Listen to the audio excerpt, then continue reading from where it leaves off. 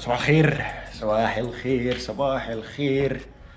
طيب كده عارفين من عنوان الفيديو احنا متجهين الى مصر على طول، مفيش تضييع وقت. ف ايه رايكم في الحلقه؟ بس الاول لسه حلقه امبارح مظبط الدنيا. دلوقتي الساعه 6:30 تقريبا او 7. طيارتي المفروض الساعه 12:30 او واحدة في مطار جي اف كي في القاهره في نيويورك. هوصل على كايرو في القاهره يعني. دلوقتي انا في البيت لوحدي يا جدعان بقالي اسبوع. المفروض عيلتي كلها سافرت، عيلتي كلها سابتني على مصر، بس انا علشان ظروف شغلي وكان في شغل جديد وكده فاضطريت ان انا استنى اسبوع في امريكا لوحدي. ففات اسبوع، النهارده هو الجمعه وبس. متجهين الى مصر دلوقتي. انا حضرت شنطتي خلاص ورا هناك كده، ومحتاج دلوقتي ان انا اغير، البس هدوم السفر واتوكل على الله اروح اجيب صاحبي عشان صاحبي يوصلني المطار بعربيتي ويرجع هو. فبس يلا بينا نشوف الرحله دي هتمشي ازاي، وخليكم معانا لاخر الفيديو. بسم الله الرحمن الرحيم وصباح الخير يا امريكا. اطلع شنطي زي ما كنتوا بتقولوا دلوقتي. يا احمد ورينا الاوتفيت، يا احمد يا جدعان. ايه ده؟ انا فين؟ انا المفروض كنت هنا والله العظيم. هوريكم الاوتفيت دلوقتي. طلع شنطتي بس العربيه وبعد كده هنفضل الكلام ده عشان انا شكلي اتاخرت اصلا. شبشب. لابس شبشب يا جدعان. سفر 12 ساعه في الطياره، ساعتين هنا وساعتين ونص ولا 3 ساعات في مصر، يعني تقريبا 24 يوم سفر.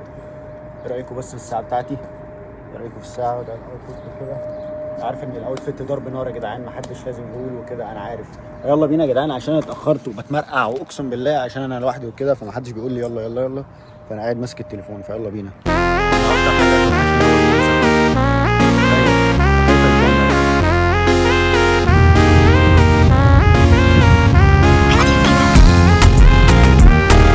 بعد السواق ده بيطلع اكتر من ساعه ونص تقريبا.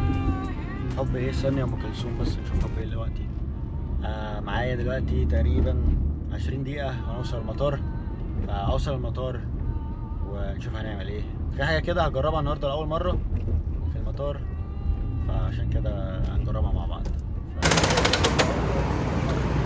ادي مطار جي اف كي من جوه يا جدعان. كله كده جيرليز وحاجات تشتريها. طبعا الحاجات دي بمليون ضعف بره عشان تبقوا عارفين يعني. جيتس قدامنا هناك كده. المفروض انا جيت 6. بس انا يا جدعان حاجز في اللاونج، فنروح نقعد في اللاونج لحد ميعاد الطياره. ايه اللاونج دي؟ هقول لكم عليها دلوقتي. في البرايم كلاس. البرايم كلاس ده المكان يا جدعان اللي بيقعد فيه الناس اللي راكبين بيزنس كلاس فيرست كلاس. بس انا للاسف مش راكب بيزنس كلاس يعني ولا فيرست كلاس، بس معايا كريدت كارد كده خلاني ان انا ادخل هنا. يعني مش هتقعد بره زي الناس اللي قاعده بره، ليك مكان خاص ليك او زي الناس دول كده خاص ليك، في اكل وشرب، مكان ترتاح فيه، في شاور، في نت، في كل الحاجات دي. تقعد ترتاح لحد ما ميعاد طيارتك يجي. فيلا بينا. نزلني داون، نزلني داون، جوين داون. نزل تحت لو كلنا شويه باستا. شايف ان في عندهم كده شويه باستا. انا هصرف حق الطياره اكل دلوقتي. فيرست فلور. عملنا فطار خفيف مع قهوه. جبت السكر ده نحطه كمان. دي المرحله الاولى. ماشي يا شباب، اديتها فطير خفيف لطيف كده، اريح شويه واشرب القهوه. بعد كده نقوم نجيب حاجه ساقعه تانية مع شويه حلويات مع ايس كريم مع حاجه. وانا هخلص حق التيكت هنا، انا هخلص هنا. بس انا كنت فاكرها هتبقى اهدى من كده. طلع في ناس كتير فشخ يعني، حرفيا في ناس كتير. الناس مش عارفه تقعد فين اصلا، بس انا لقيت ليه كان فاضي كده، جيت قعدت فيه كلت وكده. بس شايفين قاعد هنا كده في كراسي في دوريا، بس هناك برضه في ناس كتير فشخ هناك. دي واحدة عصير وكفاية كده لأن بجد الدنيا بايظة. المفروض الطيارة الساعة 1، الساعة دلوقتي داخلة على 12. فأنا إيه هطلع الجاهز. المفروض إحنا نزلنا تحت زي ما شفتوا، والناس كلها فوق بقى. الناس كلها إحنا تحت. واو، عصير أورنج تحفة. طيب هنا بنبقى واقفين في اللاين كده علشان نختم وندخل على طول. منها بندخل الطيارة. الأكل جه على طول، ما تأخروش مش عارف ليه. فبس أكلنا وهنا كنت وصلت مصر. زي ما كنت تقولي ايه السرعة دي، بس كل ده حصل في 12 ساعة حرفيا. جبت فيزا علشان أنا أمريكي داخل بالجواز الأمريكي، وعلى طول جبت الشنط وطلعت بره المطار زي ما انتم شايفين. حرفيا أنا راجع تاني أمريكا، فأسيبكم مع النص التاني من الفيديو. استمتعوا. أنا عارف إن انتوا زي ما انتوا بتقولوا ايه التويست الغريب ده، بس أنا حاليا راجع على أمريكا خلاص. جيت مصر حوالي 25 يوم بس، ودلوقتي انا راجع خلاص، بس دلوقتي انا في اللاونج بتاعت سي سي في مطار القاهرة. بس بصراحة بدون مبالغة مش عارف هي عجبتني ولا التانية كانت حلوة بتاعت مطار نيويورك، ولا علشان دي هادية شوية مفيش ناس كتير. دلوقتي احنا الفجر، هناك كنا الساعة تقريبا واحدة أو حاجة. فهنا جميلة بصراحة، هادية كده، والظاهر إن في أكل يعني. هنقوم نفترس دلوقتي. شايفين فينا تشيز كيك، في زبادي، في ده، في أكل هنا. حاسس إن الجو هنا ألطف يعني. عملت الطبق الجامد ده يا جدعان، ده عصير تفاح قلت أجربه النهاردة. عندنا كورن، وفي طماطم، وفي هوت دوج تقريبا، وفي كابوتشا عليه صوص ومكرونات وشوية حاجات كده. فهناكل على طول علشان اروح على الطيارة، المفروض باقي ساعة ونص او ساعتين. فهاكل واشرب حاجة وبعد كده نتوكل على الله.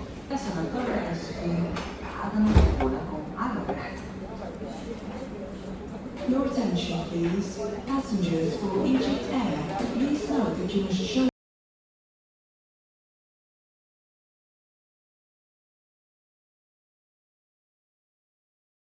يا جدعان المعاملة هنا بجد تحفة يعني. أنا بره على الباب وأنا داخل المعاملة كويسة، صباح الخير بتاع، ابتسامة حلوة كده. الناس هنا شغالين بضمير شوية، فاهم؟ اللي هو يسألك، يهزر، ممكن تاكل دي، ارشح لك دي، اعمل لك دي. والموضوع مش موضوع اكل برضه والله، بس في حاجة، في انصاف، في اصناف كتير عن مكان في نيويورك يعني. وكان مكان زحمة وضيق قوي. انا المكان واسع شوية كده، يعني ايه، الناس لطيفة الى حد ما يعني. ف فعشرة من عشرة بجد. ما كنتش متوقع خالص يا جدعان، لان على فكرة لما جيت احجز اللاونج دي مش محطوط خالص صور. ف... فانا اخدتها وخلاص، اللي هو ماشي، فاهم؟ لكن فوق التوقيع. دلوقتي هخلص واروح اكل كيك ولا قهوه واتوكل على الله امشي. دخلنا السوق الحرة نجيب حاجة اتسلى فيها على الطيارة. انا مشيت اصلا من اللاونج بس مش عارف اجيب ايه بصراحة، كلها حاجات شوكولاتات وكده.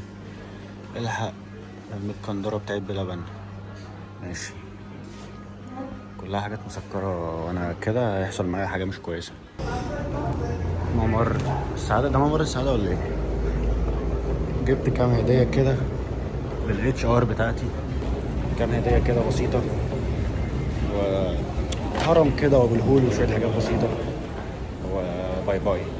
هنا بقى بنبقى مستنيين كده ان هم يدخلونا على الطيارة على طول زي ما انتم شايفين كده. ندخل على الطيارة، ده بجد بيبقى أزحم وأصعب وقت على الناس كلها. كله بيشوف هيحط شنطه فين ولا هيعمل ايه. بس بيبقى معاه شنطة 7 كيلو كده، لازم تطلع على الطيارة، والباك باك اللي انتوا شايفينها فيه دي. اوكي، بالنسبة للبارت ده أنا عارف إن أكيد في ناس عايزة تشوف ايه اللي بيحصل في الطيارة، ايه اللي جاري، ايه اللي كده.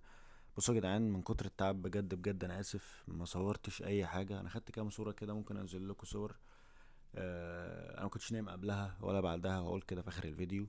آه ولا وبجد يا جدعان تخيل نفسك قاعد، يعني انت اعتقد ان انت اكتر مواصله بتركبها في حياتك من مكان لمكان نص ساعه مثلا ولا تلت ساعه، بتبقى مش طايق نفسك. فتخيل انت قاعد في طياره فوق، انت مش ضامن ايه اللي هيحصل 12 ساعه.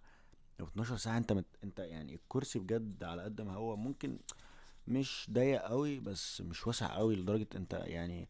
انا ببقى قاعد، انا بجد طول ال 12 ساعه ما دخلتش الحمام ولا مره، ما فردتش رجلي كده ولا مره. فمش فايق اصلا ان انا امسك التليفون واصور وبتاع وكده. م- الموضوع مش موضوع كسل ولا ان انا لا اسكت دلوقتي. الموضوع بجد ان في مليون حاجه تانية في دماغي عايز اعملها. ببقى بجهز شنطي، بشوف الشنطه هتحط فين، الشنطه هتحط تحت رجلي التانية. ببقى معايا 3 شنط، بشوف كل حاجة أساسية معايا موجودة ولا لأ. لو معاك فلوس كتير بتبقى طبعا خايف حاجة تتنطر هنا ولا هنا، الفلوس تقع في حاجة تحصل، جوازك طبعا، الحاجات دي. فالحاجات دي بتاخد ايه، بتشتت انتباهي شوية كده لحد ما بسترخي وانام شوية ولا حاجة ومش بصور غير كده بقى. ان انا مش بحب اتكلم بقى في الطياره، مش بحب ان انا اجراب اتنشن كتير بقى، اللي هو يعني حتى مهما كان قلت لكم 100 مره، الناس بتبقى بالنسبه لها دي حاجه جديده ان هي تشوف حد بيصور فيديو قدامها بقى، سواء فيديو يوتيوب ولا تيك توك. بيبقى بالنسبه لهم ايه ده، ايه الموضوع الغريب ده. هتفضل بقى تاخد نظرات طول الطريق على الطياره نظرات غريبه، وانا بجد مش مستحمل بقى اقع مع حد ولا اقعد اشوف حد بيبص ليه ولا ده بيعمل ايه. فبس بقى ممكن حطيت شويه صور كده، ممكن احط لكم شويه صور كده من اللي انا خدتها. على العموم يعني ملخص سريع، بشوف فيلمين على الطياره، كل فيلم مثلا ساعه ونص ولا ساعتين.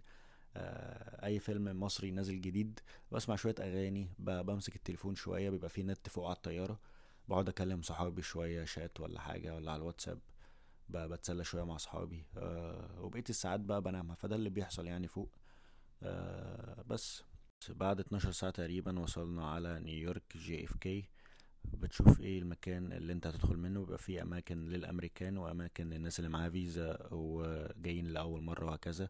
تدخل عند الجوازات تختم وتطلع على طول. هنا طلعت كنت مستني اخويا وكده، ووصل اخويا خدني وعلى طول بتشوف الفيوهات الحلوة الجميلة اللي كانت وحشاك، الشجر والسماء الصافية والهواء الطلق الجميل في امريكا. دوبك داخل البيت من شوية على ما نمت شوية كده، وقلت اصور لكم نهاية الفيديو. انا عارف ان الفيديو زي ما انكم بتقولوا كروات على اصولها، بس اعذرونا يا جدعان.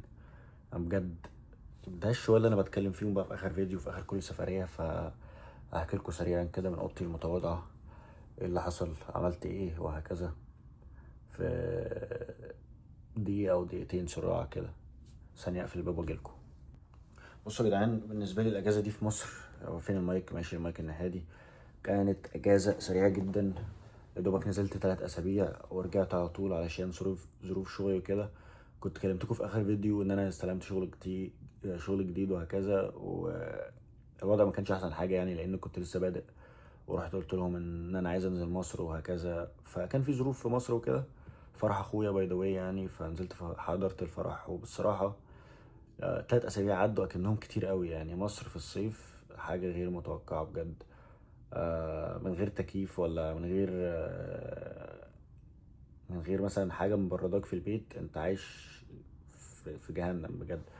على عكس هنا يا جدعان بجد، التكييفات وكده في كل مكان، فانت عايش لطيف يعني، الدنيا جميلة. تاني حاجة في الشوارع، هو مش على قد الحر ممزوج بتراب، ممزوج لا مؤاخذة عرق بقى، وممزوج حاسس ان انت دايما عايز تمشي بدش، انت عايز تمشي كل شويه تاخد شاور، كل دقيقتين انت محتاج تاخد شاور بجد.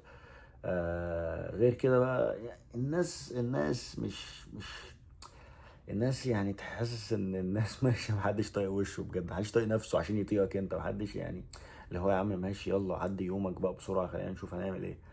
ف ف 3 اسابيع عدوا بصراحه، انا اتبسطت يعني، مش هقول لا ما اتبسطتش، بس قضيتهم بقى عندنا في المدينه بتاعتي. ما رحتش اماكن كتير بصراحه. في المنصوره كان كل وقتي قضيته في المنصوره يعني، ما رحتش اي مكان تاني. كنت عامل حسابي بقى اروح مصيف ولا حاجه، ولا اسافر اروح اي مكان، بس ما الظروف ما سمحتش يعني. وبس عشان كده ما صورتش اي حاجه في مصر. حتى وانا نازل اصلا كنت نازل مش طايق نفسي بصراحه، ما كنتش متحمس قد كده لمصر بنسبه كبيره، فما صورتش كتير. او في الرجوع بقى تعرف انك راجع تاني بقى على شغل، وراجع على الحياه، تبدا حياه تاني بقى و... والدنيا دي، فما صورتش حتى كتير في الراجعه. ف فقلت برضو عشان الناس اللي بتسأل كتير انت فين وفيديوهات فين، ففرصة جت لحد عندي قلت اصور لكم خلاص. وتاني حاجة اصلا في الطيارة يا جدعان، طب انت قاعد 12 ساعة بجد، جنبك 2 ولا 1 على حسب. الطيارة دي كان جنبي حد بس، كان شخص بس. وبجد مش عارف امسك التليفون ولا اصور، والكرسي ضيق، وكان قدامي شخص كده، وكان شخص عجوز شوية، فانا مرضتش اغلس. كل شويه يرجع بالكرسي بتاعه، يرجع بالكرسي بتاعه، يرجع بالكرسي بتاعه.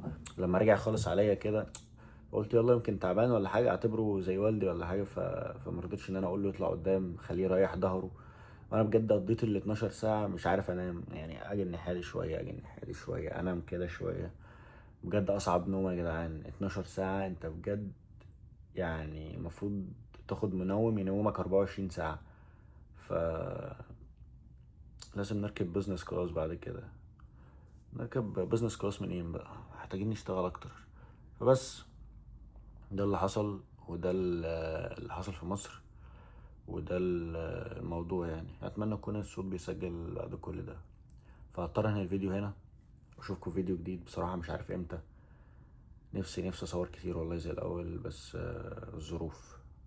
انا نيمتكم معايا، انا عايز انام وانا نيمتكم. بس اشوفكم فيديو جديد. اتمنى تكونوا استمتعتوا. سلام.